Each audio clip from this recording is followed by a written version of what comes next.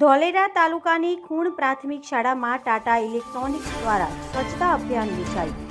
ધોલેરા તાલુકાની ખૂણ પ્રાથમિક શાળામાં ટાટા ઇલેક્ટ્રોનિક્સના કર્મચારીઓ દ્વારા સામાજિક જવાબદારીના ભાગરૂપે સ્વચ્છતા અભિયાનનું આયોજન કરવામાં આવ્યું હતું. આ અભિયાનમાં ટાટા ઇલેક્ટ્રોનિક્સના કર્મચારીઓ, શાળાના આચાર્યશ્રી, શિક્ષકગણ તેમજ ગામના આગેવાનો અને ગ્રામજનો ઉત્સાહપૂર્વક જોડાયા હતા.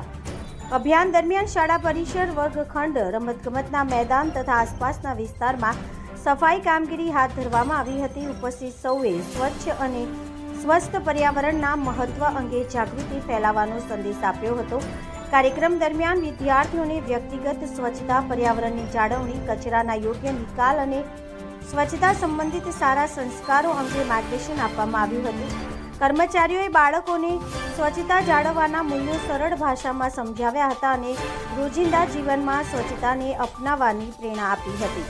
શાળાના આચાર્યશ્રીએ ટાટા ઇલેક્ટ્રોનિક્સના કર્મચારીઓનો આભાર વ્યક્ત કરતા જણાવ્યું હતું કે આવા સામાજિક કાર્યક્રમો વિદ્યાર્થીઓમાં સ્વચ્છતા પ્રત્યે જાગૃતિ લાવવા અને સમાજમાં સકારાત્મક પરિવર્તન લાવવા માટે ખૂબ જ ઉપયોગી સાબિત થાય છે.